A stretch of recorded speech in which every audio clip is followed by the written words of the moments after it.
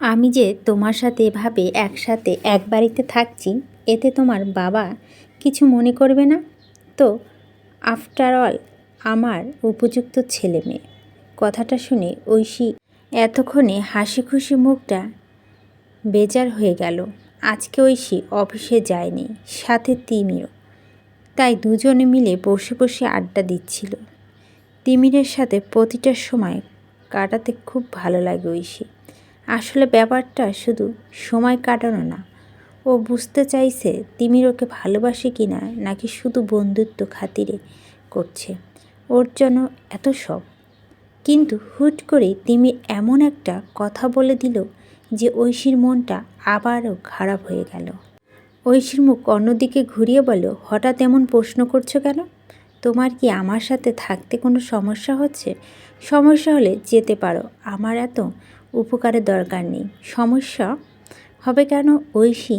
আমি তো শুধু একটা প্র্যাকটিক্যাল প্রশ্ন করছি। এভাবেই একটা উপযুক্ত মেয়ের ঘরে একটি উপযুক্ত ছেলে দিনের পর দিন থাকছে, যেখানে তাদের মধ্যে কোনো সম্পর্ক নেই। সেটা সমাজও তো ভালো চোখে দেখে না। তাই বললাম, তোমার বাবা কিছু মনে করে না তো? দেখি তিমির, সমাজের কথা আমি ভাবি না। তাদের মুখ আছে, তারা বলবে। কই, কখনো তো তারা আমার কষ্ট বা বিপদে এগিয়ে আসেনি। তাহলে কেন ভাববো তাদের কথা? আমি আমার কাছে ঠিক থাকলেই হলো। তোমার আর আমার মধ্যে এমন কোনো অবৈধ সম্পর্ক নেই যে কারো কথা কিছু যাবে আসবে।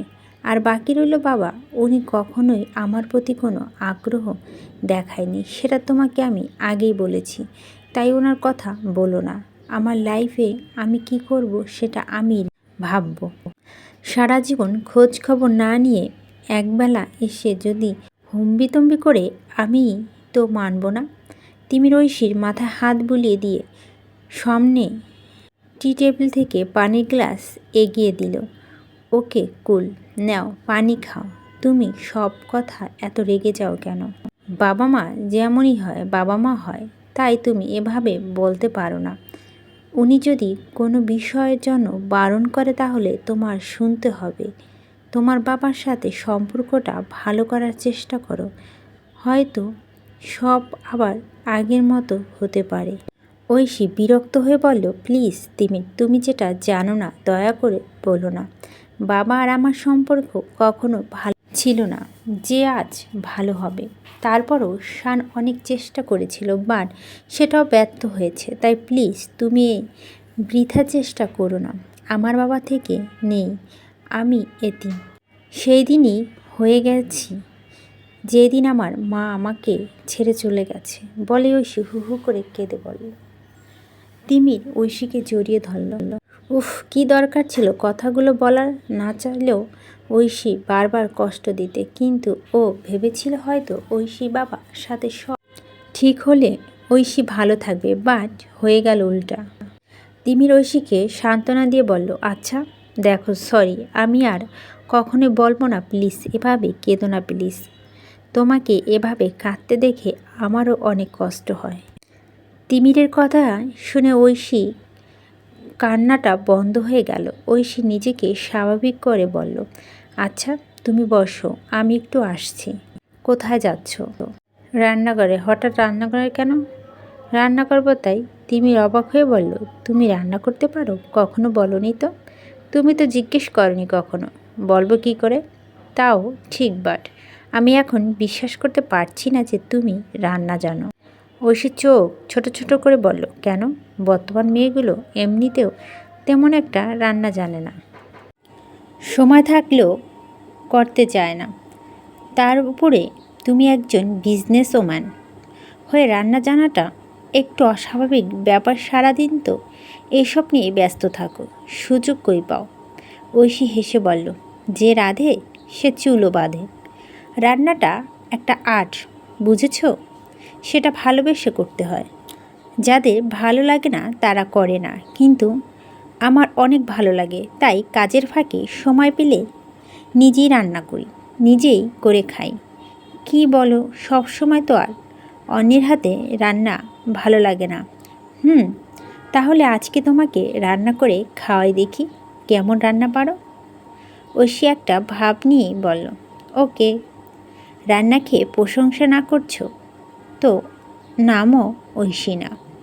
তিমির হেসে বলল, আচ্ছা দেখা যাবে। আরস অভিমান নিয়ে বলল, কালকে যাওয়ার সময় আমাকে বলে গেলে না কেন? খেপেছ কিভাবে? বললাম যে মিথ্যা কথা বলছি, তার উপর সবাই ওখানে উপস্থিত ছিল। একবার যদি ধরা পড়ে যায় সব শেষ। তাই বলে ইশারায় বলা যেত না? না, যেত না। তোমার মতো আমার এত সাহস নেই। অনেক কষ্ট করে ঠিক হয়েছে, আর কোনো ভুল করতে চাই না। আমিও বাট অনেক মিস করছি তোমাকে। কালকে দেখা করি। স্মৃতি মজা করে বলল, শান ভাইয়া কি বলছে ভুলে গেছো? এখন নো দেখা দেখি, একবার বিয়ের পর দেখা হবে। আরস উত্তেজিত হয়ে বলল, হোয়াট? বিয়ে কোন বছরে হবে তার কোনো ঠিক নেই। এতদিন আমি তোমাকে না দেখে থাকতে পারবো না। আমি জানি না কালকে দেখা করব। বাবা এত উত্তাল হচ্ছ কেন বলো তো?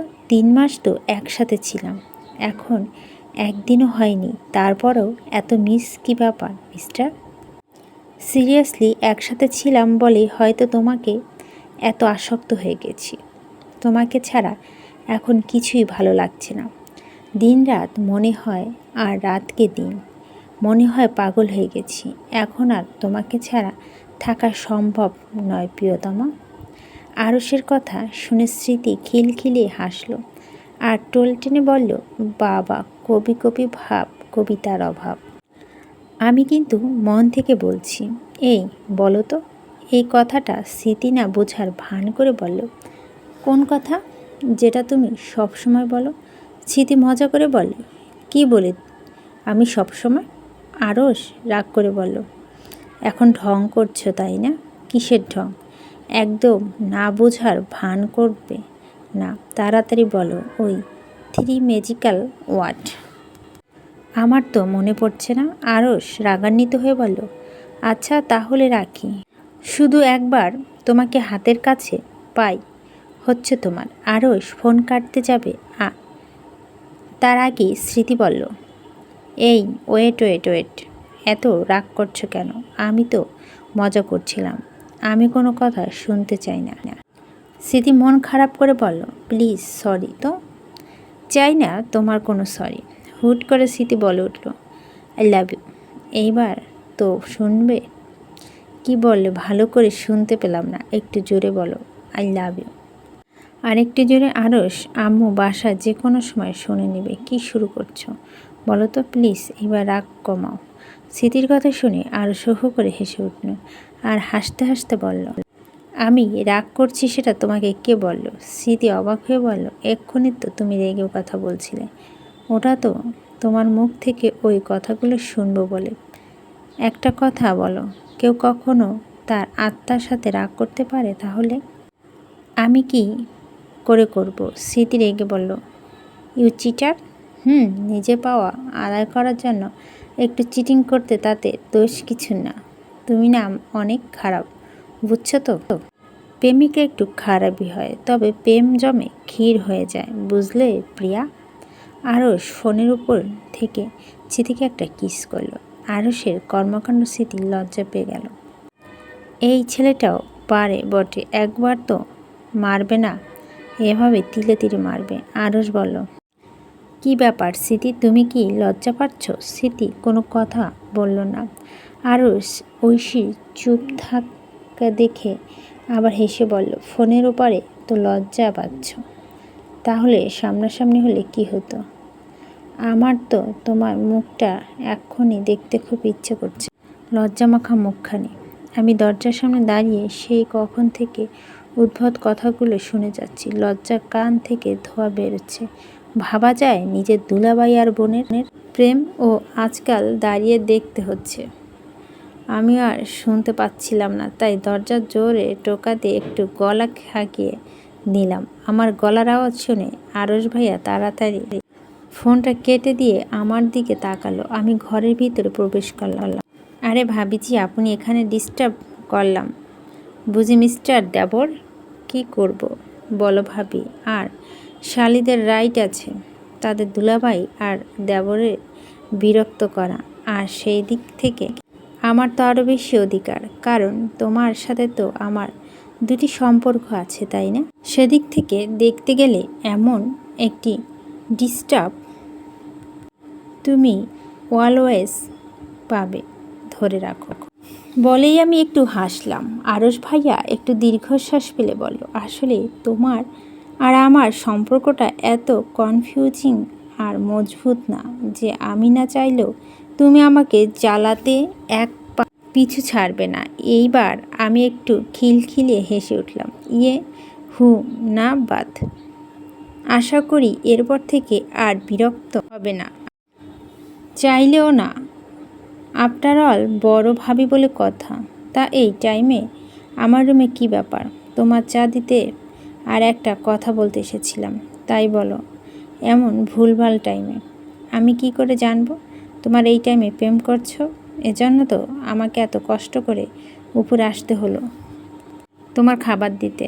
আফটার অল আবার দেবর আর জিজু বলে কথা, বা খাইয়ে তো রাখতে পারি না। আরশ ভাইয়াও কিছুটা মজা করে বলল, আহা কত যত্ন করো আমার, এমন শালি পেলে আর বইয়ের কি প্রয়োজন? হয়েছে, অভিমান ছাড়ো, এখন কথাটা শোনো। আরশ ভাই একটু হাসার চেষ্টা করে বলল, বলছিলাম কি, আমার কথা বাকি আছে, এখনও কথাটা শেষ করিনি, তুমি ততক্ষণে ঘুরে আসো। আমি বুক ভেঙে বললাম, আমার এত ঠেকা পড়ে নাই। কথাটা আপু সম্পর্কে ছিল, শুনলে তুমি নাচতে শুরু করতে, বাট তুমি না শুনতে চাইলে কি আর করার। আমি আসি তাহলে, বলে যেতে নেব, তখনই আরশ ভাইয়া আমার সামনে এসে বলল, এটা কি বলছো ভাবিজি? আমার কোনো তাড়া নেই, প্লিজ বলো। না তুমি কথা বলো, শোনো, কাজ নেই তোমার? সরি কিউটি পাই, এইবার বলো। ভুলে গেছি।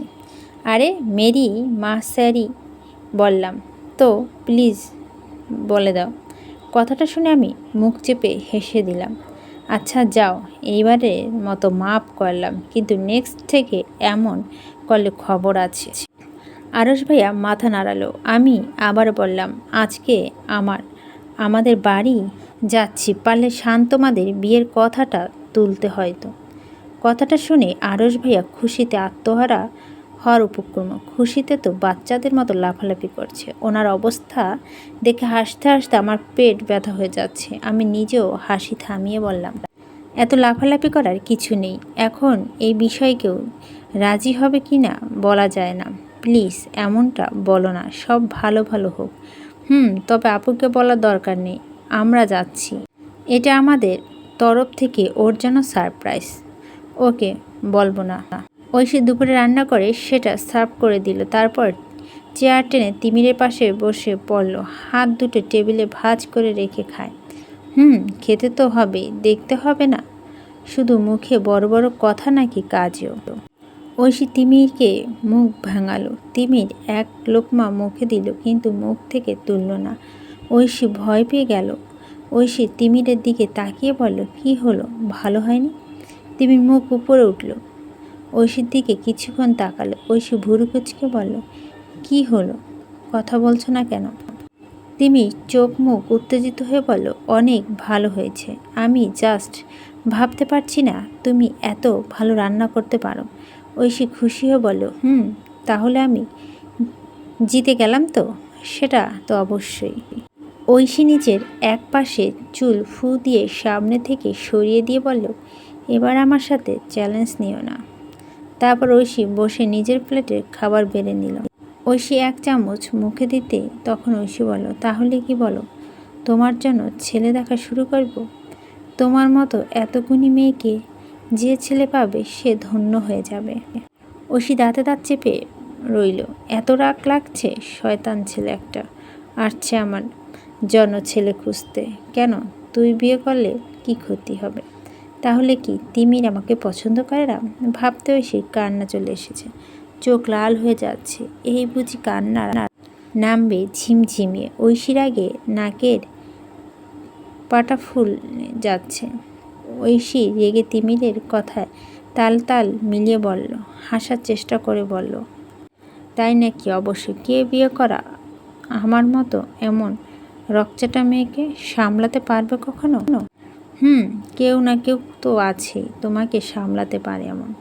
ঐশী আনমনে নিচের দিকে তাকিয়ে নখ দিয়ে টেবিল আঁচড়ে আটকেতে লাগলো। ওহ, আমার কথা ছাড়ো, তুমি কেন বিয়ে করছো না? বিয়ে করব ভাবছি, কিন্তু যে মেয়েকে ভালোবাসি মনে হয় না সে মেয়ে আমাকে ভালোবাসে ডাকে সাড়া দিবে। তিমিরের কথা এইবার ঐশীর হাত পা ছড়িয়ে কাঁদতে মন চাইছে। তাহলে তিমির অন্য কাউকে ভালোবাসে? আমার সাথে কেন বারবার এরকম হয়? ঐশী চোখে ঠোঁট চেপে কান্না আটকানোর চেষ্টা করতে লাগলো। তিমির ঐশীর অবস্থা বুঝতে পেরে ঐশীকে বলল, ঐশী কী হয়েছে তোমার, কান্না করছো কেন? ঐশী কাঁপা কাঁপা কণ্ঠে বলল, কই না তো। মিথ্যে বলছো কেন? ঐশীর কথা এড়ানোর জন্য বলল, কত বছর ধরে পছন্দ করো? তিমি হেসে বলল, বছর না মাস, 3 মাস হবে। এই 3 মাসে আমি তাকে কতটা ভালোবেসেছি যে তার জন্য নিজের জীবন বিলীন করতে এতটুকু কষ্ট হবে না। ঐশী না চাইতো খানিকটা হাসল। আচ্ছা, তাহলে তুমি যে মেয়েটাকে ভালোবাসো এত না ভেবে বলে দাও না কেন তুমি তাকে ভালোবাসো? আশা করি তোমার মতো এত ভালো মানুষের সে ফেলবে না। তিমি জিজ্ঞাসা দৃষ্টিতে তাকিয়ে বলল, বলছো? ঐশী মুখ কিছু না বলে মাথা নাড়ালো। তিমির বলল, না হল তাহলে বলে দেই বলো। ঐশী পারবে না নিজের ভালোবাসার মানুষকে অন্যকে প্রপোজ করার জন্য টিপস দিতে, তাই পালানোর জন্য বলল, আচ্ছা আমি রান্নাঘর থেকে আসছি। কথাটা বলে ঐশী উঠে যেতে নিতে তিমির ঐশীর হাত চেপে ধরল পিছন থেকে। ঐশী পিছন ফিরে তাকালো আর জিজ্ঞাসা দৃষ্টিতে তাকিয়ে রইল তিমিরের দিকে। তিমির নিচের পকেট থেকে একটা আংটি বের করে ঐশীর সামনে হাঁটু গেড়ে বসে বলল, তোমাকে যেদিন প্রথম দেখেছিলাম সেই দিন থেকে তোমার মাঝে অদ্ভুত একটা টান অনুভব করছি। না চাইলে তোমার সাথে ঝগড়া করতে ভালো লাগতো, তোমার রাগ দেখতে ভালো লাগতো, তাই আবোল তাবোল কথা বলে তোমাকে রাগাতাম। তখনই বুঝতে পারিনি আমি তোমার জন্য কী ফিল করি। কিন্তু যেদিন তুমি অ্যাক্সিডেন্ট করো তোমার রক্তমাখা মুখটা দেখে আমার মনে হয় আমি মরে যাচ্ছিলাম। আমার অন্তর থেকে রক্তক্ষরণ হতে শুরু করলো। পাগলের মতো ছুটলাম তোমাকে নিয়ে আর ভাবছিলাম যেভাবেই হোক তোমাকে বাঁচাতে হবে। অন্তত আমার ভালো থাকার জন্য তোমাকে বাঁচাতে হবে, কারণ তুমি আমার ভালো থাকার ওষুধ। তখন অনুভব করলাম যে তোমার জন্য আমার মনে যে অনুভূতি সেটা নিছক কোনো বন্ধুত্ব অনুভূতি নয়, সেটা হলো ভালোবাসার অনুভূতি। আজ আমি জোর গলায় বলবো পারি, আমি তোমাকে ভালোবাসি Oishi. I love you, you love you Mary. Oishi heartbeat যেন থেমে গেছে এবং কি নিজে কানে ঠিক শুনছে। তিমির ওকে প্রপোজ করলো। তিমি আর নিজের কান্নাগুলো আটকে রাখতে পারল না, ধুম করে নিচে হাঁটু গেড়ে বসে তিমির হাত দুটো নিজের হাতে মুঠো নিয়ে একটি চুমু দিল। তারপর তিমির বুকে ঝাঁপিয়ে পড়ল। আজ প্রথম নিজেকে ভাগ্যবতী মনে হচ্ছে যে তিমিরে ভালোবাসা পেয়েছে।